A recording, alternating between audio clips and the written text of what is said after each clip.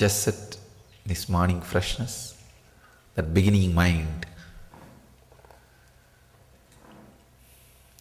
No meditation, no mantra, no concentration, not even trying to be aware. Just sit with closed eyes. Whatever can happen between you and me, let it happen.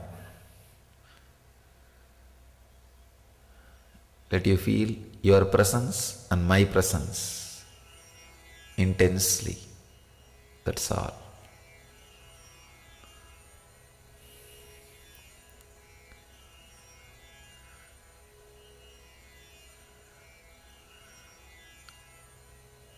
Let there be only your presence and my presence.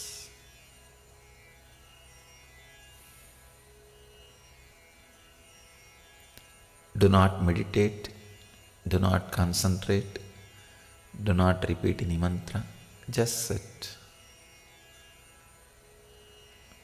Whatever happens, allow it to happen. Just cooperate.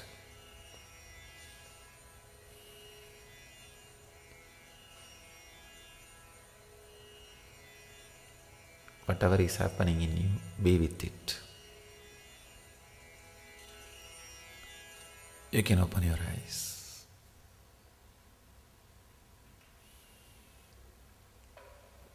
People are really growing little more. Only one or two are having, but others are really.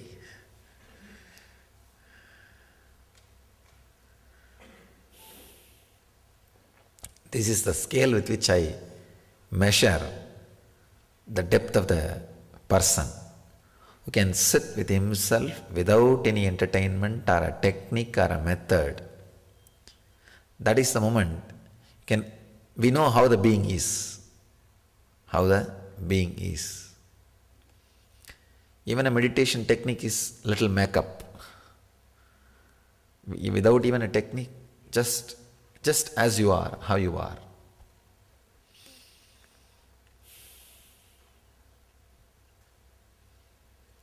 Today we will work on death. I want to share with you experience which happened in my own life. Then you may understand a lot of things about death, and you may have a lot of questions about death. Then we'll analyze everything about death and try to understand intellectually, then experience in the being level. Not only intellectual, today we'll go through the experience of death. When I was wandering, doing yatra, parivrajaka yatra, it is supposed to be done by all the enlightened beings, especially when an incarnation lands on planet Earth. Before he starts teaching, it's like a preparation. He goes through and lives among the people to know really what needs to be taught.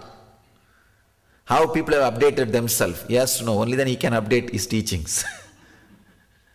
How people have updated themselves or what kind of lifestyle they are living. So whether it is Shankara or Ramanuja or Buddha, whoever may be, it's a basic need for any incarnation in the planet Earth. It's a basic need. Go around, spend time with the people where they are at their homes and where they live in their level. Not going as a guest. The moment you go as a guest, now if I go as a guest to any house, I will not know the real situation of the house.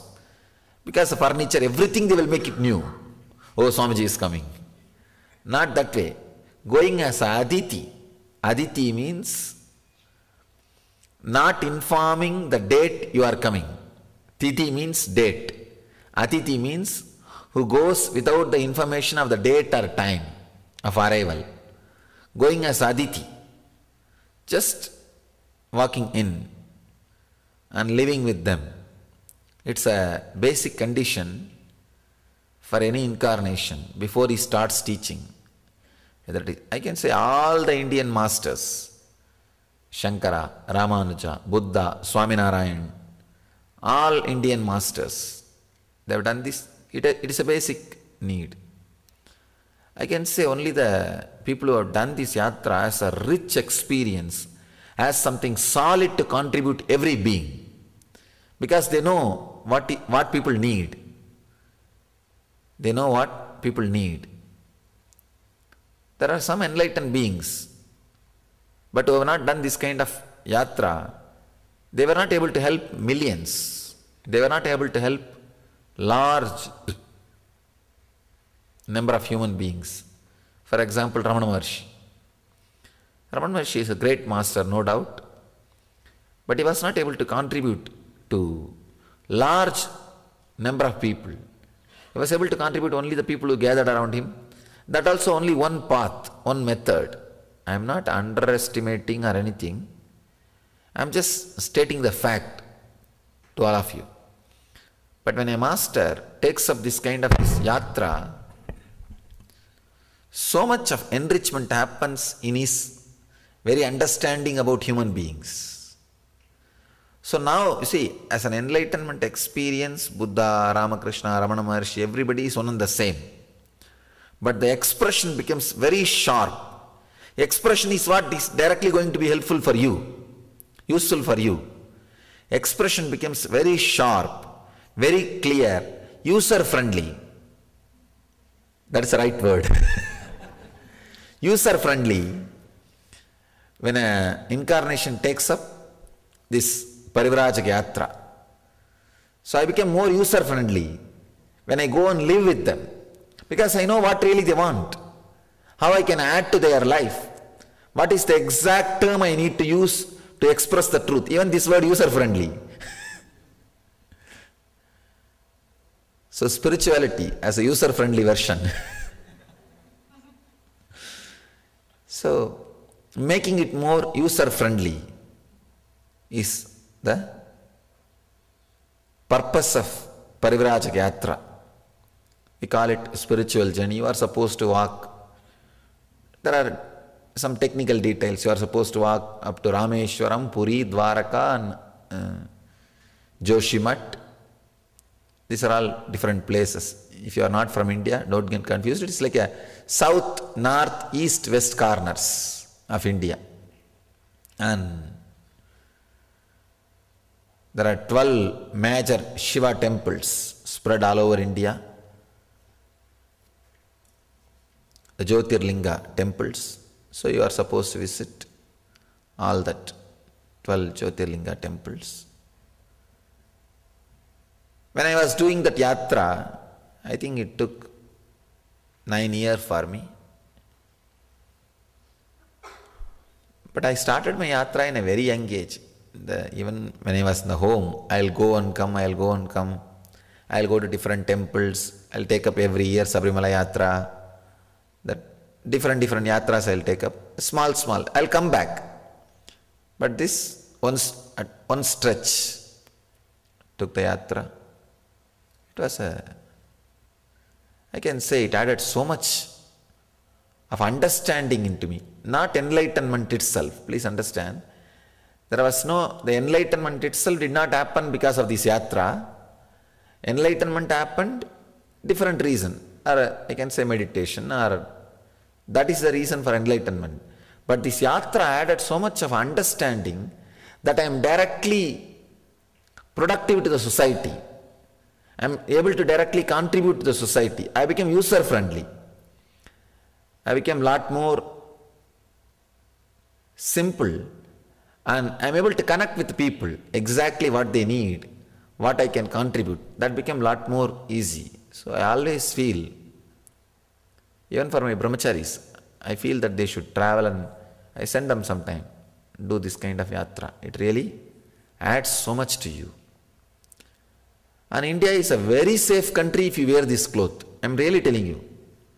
This cloth, India is a very safe country. Especially if you move towards north, nobody will ask you ticket or everybody will give you food. India is very safe country if you are with this cloth. Only you should not disturb others, that's all. I was doing my Prayagraj Yatra. One place near Varanasi, not Varanasi itself, near Varanasi. Varanasi is the, I can say, the spiritual headquarters of Hindus. Once in a life, everybody has to visit Varanasi and have darshan of Vishwanath. That's a tradition. 300,000 people come inside that city per day. Population is 300,000. 300,000 people per day in the city. I think largest floating population in the world is that city only. It's more than, I think, 4 times more than Vatican. So per day 300,000 people come inside the city, like floating population. It's a spiritual headquarters. Just near that city, in a small village, it's called Ghaziabad. There is an hospital just near that area, being little away from Ghaziabad. One sadhu was sick, so he was in the hospital, ICU, intensive care unit. Don't imagine American intensive care unit. Here we use the same word, but not same instruments. One sadhu was sick and he's in dead bed. Sadhu means a monk. One monk was in dead bed. In the north, the tradition is that any elderly sadhu, monk is sick, the youngsters, the brahmacharis will take care. So I was a young sadhu, so I naturally felt I should take care. I was staying in that village. So I went and started attending him, taking care of him. It was a very strong experience. I was taking care of him. He was about to die. Please understand, he was about to die.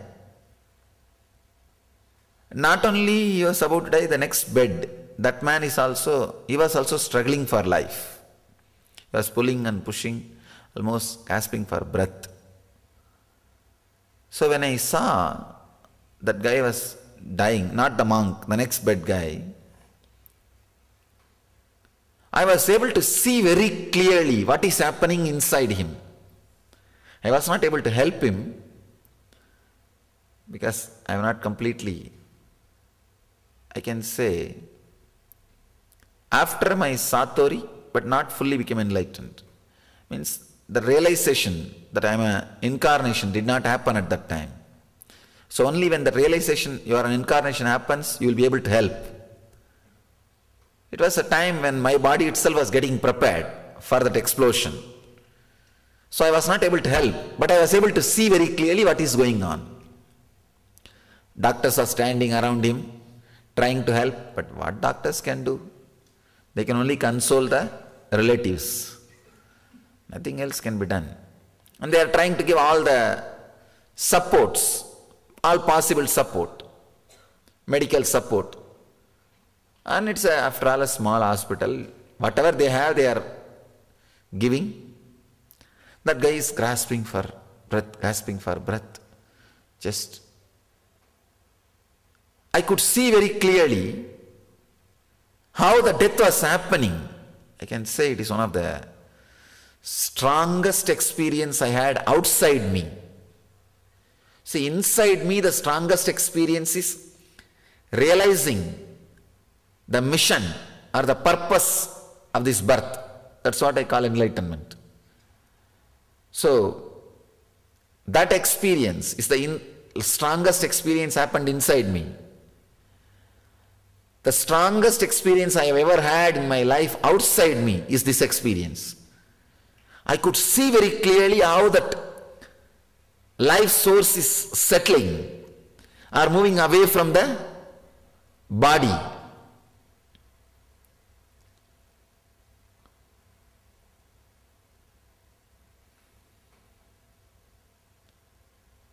First, actually, when I was able to see, I couldn't tolerate. I was not able to tolerate. One important thing I want you to know, if it is physical pain, when you see somebody suffering, it will only affect you 40%. If it is a mental pain, depression, when somebody is in depression, if you see, if you are able to connect, it will affect you 60%. If the pain is emotional pain, and you are able to see and connect, it will affect you 80%. The more subtle the pain is, more you will also be affected. You understand what I am saying? If the pain is physical, other person's pain is physical, you will be affected only some 30%. If you see an accident, you will be affected only that much. But if you see somebody in a deep depression, and you know the purpose and the whole history and everything, it affects you at least 60%. And if the pain is subtle, emotional, deeper than the mental depression, emotional, or being level, and you see, and you are able to connect and understand, it will create a very strong effect in you. I not only saw physical or mental or emotional, I saw very being level. How that soul is struggling, how that individual soul is struggling with that body. So it was such a shock. Practically, I myself felt it. So I just want to run away from that area. But the Swami, this monk whom I am taking care, he gets frightened and he holds my hand. No, you have to be here. Stay here. I am going to die. Don't leave me and go away. He's 90, above 90. And what to do? And I was taking care of him, maybe I think 2 or 3 months. And he naturally became connected to me, very attached with me. And he said that even if I die, I should die at your lap. So you are the one who is taking care of me. I used to clean and take care of him. I really loved serving the monks from my young age. This is my, I can say, my life. From the young age, I will steal everything from the house and give it to the monks. Nothing, whether it is clothes or food or... Of course, one nice thing with my mother, she will never say no when I am giving to sadhus. But my grandmother is very idiotic. She is... I don't want to use any word. And she will keep an eye on me continuously. She will be sitting outside the house only. Usually in the Indian villages, the ladies will sit outside the gate with a stretched leg.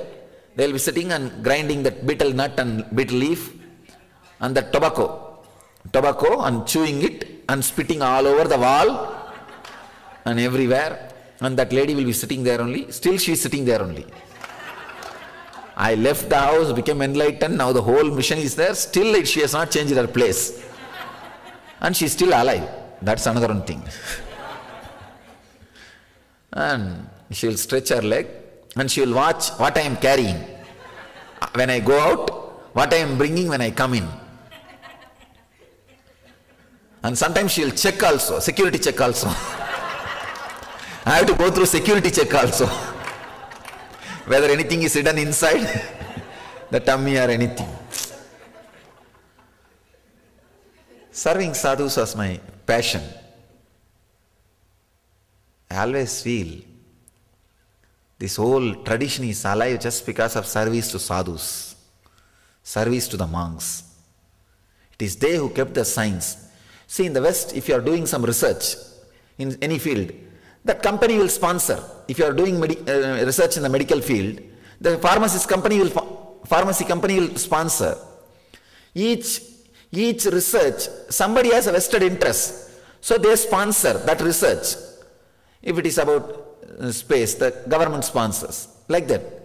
But if somebody wants to do a spiritual research, who will sponsor? Food and stay, shelter. India is such a great country. The whole country took the responsibility. We will sponsor. Go to any house with this cloth. North. The south, that it has been lost. In the north, you will have food, shelter and cloth. The whole country took up the responsibility. Anybody does spiritual research, we will sponsor. See, seeking is nothing but a spiritual research. That is what is the truth. So, country decides, we will sponsor. So, people who have taken up this research, who will take care of them? I always felt it's my responsibility to take care of the sadhus. So, I am not able to run away from him because he is telling, no, stop, be here, otherwise I will die.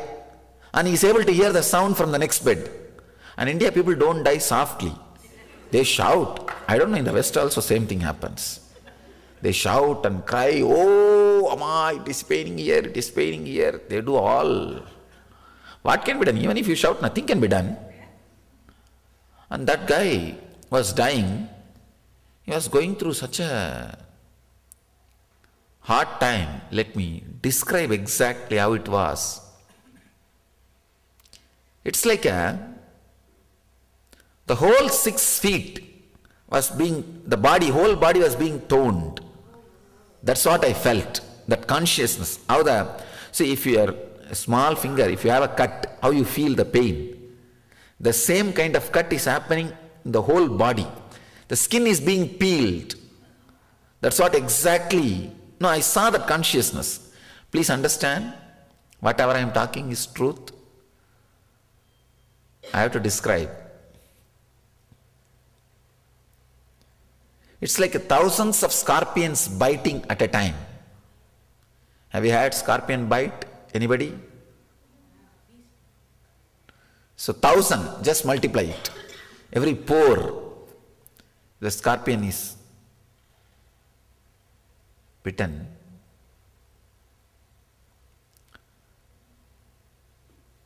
It's like one side, that soul is saying, soul means not the pure consciousness, the soul associated with all the engrams, desire, guilt, greed, lust, fear, anger, pain, pleasure.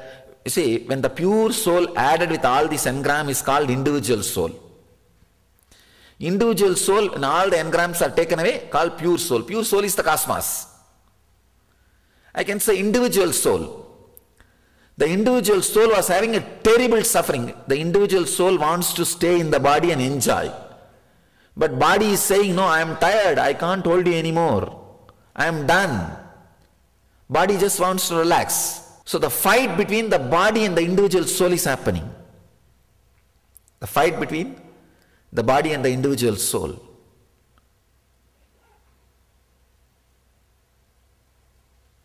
Every inch the fight is going on. The individual soul feels, even if the right leg goes, it's okay, catch on, hold on to left leg. Even if the left hand goes, it's okay, hold on to right hand. Whatever parts it can hold on, it tries to hold on. But slowly that part is saying, no, I am done, relax. I am done, relax. That part by part, it's dropping. When the lower body is getting dropped, the struggle was not too much. Only when that higher upper body started, I could see very clearly the pulsating pain. I can say the whole being was vibrating with pain. See, yesterday after energization, I saw so many of you vibrating with peace and bliss. How many of you felt that vibrating with the peace and bliss? And now understand, imagine the opposite. That is what is. Now you know what I mean by vibrating. How you vibrated with the peace, same way I saw that being was vibrating with pain. Whole being, it was such a shock. Slowly, that individual soul started moving out of the physical body with all the suffering and pain. Finally, physical body dropped. When the breathing stops, that is the moment individual soul leaves the physical body. Then starts the next level fight, the next level body, the prana sarira, the next level body, that fight starts. See, there are 7 layers in you. I'll give you a simple description now for you to understand. It's a 7 part of you. The body made out of flesh and bones and blood. This is the first layer, first body, physical body. The energy which is moving in you as a prana. See, in the 5 kind of air circulation happens in you. Prana, Vyana, Udana, Samana, Apana. Means going in, staying in, spreading all over the body and coming out and cleaning. These are the 5 air process happens in you. Going in, staying inside the body, spreading all over the body as an oxygen, as a life force, coming out and cleaning. Cleaning means even through skin, even your sweating is because of the prana movement only. So 5 air movements are happening in you. All the 5 air movements are called the second body, second layer body, prana sarira. The third, the inner chattering which goes on continuously in you. The inner chattering is the third body, mental body. Fourth, the emotions which you are experiencing, fear or greed or anger, the emotion which spreads all over the body without the usage of words. Please understand. There are some emotions which can shake your whole being without the usage of any words. No need for any word to be uttered, but that emotion can shake you. That is what is fourth layer body, emotional layer. The fifth is the body you experience in the deep sleep. Body you experience in the deep sleep, where all the engrams are in a seed level, in a causal level. They are not giving you any experience, but they are not dead. In the causal level. This is the fifth layer. Sixth layer, the cosmic body, where you experience bliss. In your life, at least once or twice, you would have experienced bliss. That is the sixth layer. Sixth layer only continuously inspire you to be a seeker. If you are a seeker, seeking continuously, sixth layer is very strong in you. If you enrich the sixth layer, your whole life will be blissful. So that is the sixth layer. Seventh is the enlightenment, the ultimate enlightenment itself. So these are the 7 parts of you. It's like a 7 spare parts of you.